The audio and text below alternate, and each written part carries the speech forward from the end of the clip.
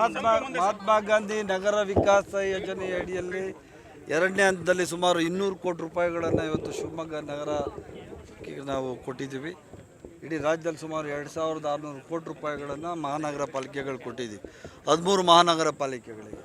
ಅದರಲ್ಲಿ ಶಿವಮೊಗ್ಗಕ್ಕೂ ಸಹ 200 ಕೋಟಿ ಕೊಟ್ಟಿದ್ದೀವಿ. ಆ 200 ಕೋಟಿಗಳ ಹಣಕ್ಕೆ ಟೆಂಡರ್ ಆಗಿದೆ, LOA ಕೊಟ್ಟಾಗಿದೆ. ಈ ಕಾಮಗಾರಿಗಳನ್ನು ಶುರು ಮಾಡಲಿಕ್ಕೆ ಇವತ್ತು ಗುದ್ಲಿ ಪೂಜೆಯನ್ನು ನೆರವೇರಿಸಲಿಕ್ಕೆ ಬಂದಿದ್ದೀವಿ.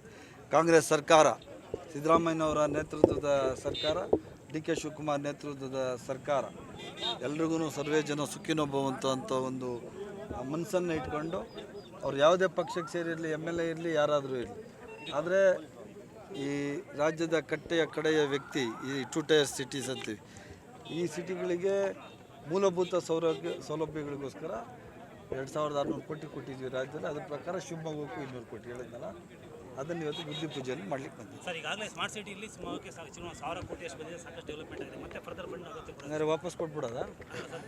ನೀವು ಹೇಳಿದ್ರೆ ವಾಪಸ್ ತಗೋತೀವಿ, ನಮಗೇನಿಲ್ಲ. ನಿಮ್ಮ MLA ಹೇಳ್ತಾರೆ ಸ್ಮಾರ್ಟ್ ಸಿಟಿಲಿ ದುಡ್ಡೇ ಇಲ್ಲ ಅಂತ, ನೀವು ಮತ್ತೆ ಸ್ಮಾರ್ಟ್ ಸಿಟಿಲಿ ಆಗೈತೆ ಅಂತಿರೋದು. ಸ್ಮಾರ್ಟ್ ಸಿಟಿ ಕೊಟ್ಟಿದ್ದ ದುಡ್ಡು ಅರ್ಧನೂ ಆಗಿರೋದು, ಬೇಡ ಅಂದರೆ ವಾಪಸ್ ತಗೋತೀವಿ. ಅಲ್ಲ, ಅದೇ ಹೇಳಿ, ನೀವು ಹೇಳಿ. ಹಂಗಾರೆ ಸ್ಮಾರ್ಟ್ ಸಿಟಿಲಿ ಕೊಟ್ಟಿದಂಥ ದುಡ್ಡು ಎಲ್ಲ ಕರೆಕ್ಟಾಗಿ ಸದುಪಯೋಗ ಇಡೀ ಶಿವಮೊಗ್ಗ ನಗರ ಎಲ್ಲ ಫೆಸಿಲಿಟೀಸ್ ಇದೆಯಾ? ಮತ್ತು ಯಾಕೆ ಕಾರ್ಪೊರೇಟರ್ಸು MLAs ಎಲ್ಲ ಇನ್ನೂ ಕೇಳ್ತಾರೆ ಅಂತ? ರಾಜ್ಯ ಸರ್ಕಾರದ್ದೇ ಫಂಡ್ ರೀ, 50% ರಾಜ್ಯ ಸರ್ಕಾರದ್ದೇ ಫಂಡು. 1000 ಕೋಟಿ ಒಂದು ನಗರಕ್ಕೆ ಕೊಟ್ಟಿದ್ರು, ಅದೆಲ್ಲ ಮುಗಿದೋಯ್ತು. ಅದಾಗಿ 3 ವರ್ಷ ಆಯಿತು. ಇನ್ನೂ 200 ಕೋಟಿ ಅಲ್ಲ, ಇನ್ನೂ 400 ಕೋಟಿ ಕೆಲಸ ಕೊಟ್ಟವ್ರು MLAಗಳು ಮತ್ತು ಕಾರ್ಪೊರೇಟರ್ಗಳು. ಇಷ್ಟು ಮಾಡಬೇಕಲ್ಲ ಕೆಲಸ. ಮತ್ತೆ ಒಂದ್ಸರಿ 1000 ಕೋಟಿ ಕೊಟ್ಬಿಟ್ರೆ ಮುಗಿದೋಯ್ತಾ ಕೆಲಸ? ಹಂಗಾದ್ರೆ ಇರ್ತದೆ. ನಿತ್ಯ ನಿರಂತರ ಅಭಿವೃದ್ಧಿ ಕೆಲಸಗಳು ಅನ್ನೋದು ನಿತ್ಯ ನಿರಂತರ ಯಾವಾಗಲೂ ನಡೀತಾ ಇರಬೇಕು.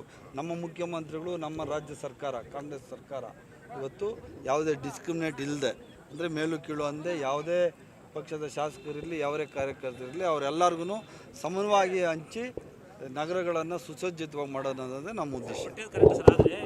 ಬೇರೆ ಏನಿದೆಯಾ?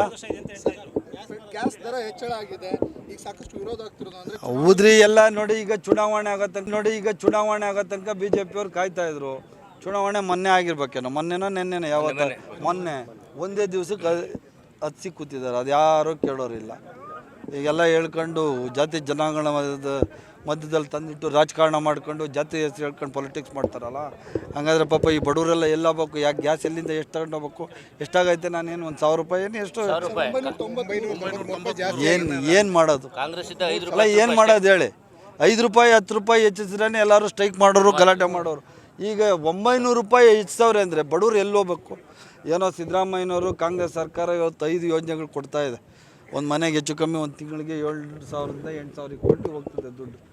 ನಮ್ಮ ಬಸ್ಸಿಂದ, ಹೆಣ್ಮಕ್ಳು ಓಡಾಡೋದ್ರಿಂದ 2,000 ರೂಪಾಯಿಂದ, ಕರೆಂಟ್ ಫ್ರೀಯಿಂದ, ಅಕ್ಕಿಯಿಂದ ಒಂದು 6,000ರಿಂದ 7,000 ರೂಪಾಯಿ ಒಂದು ಮನೆಗೆ ಹೋಗ್ತದೆ. ಅದರಿಂದ ಪಾಪ ಜೀವನ ಸ್ವಲ್ಪ ಪರವಾಗಿಲ್ಲ, ನಡೀತದೆ. ಅದೇ ಕರ್ನಾಟಕ ರಾಜ್ಯದ ಉಳಿದ ಭಾಗಗಳಲ್ಲಿ ಪಾಪ BJP ಸರ್ಕಾರಗಳಿರುವಂಥ ರಾಜ್ಯ ಸರ್ಕಾರದಲ್ಲಿ ಆ ಜನಗಳ ಕಷ್ಟ, ಆ ದೇವರಿಗೆ ಪ್ರೀತಿ ಅಷ್ಟೇ.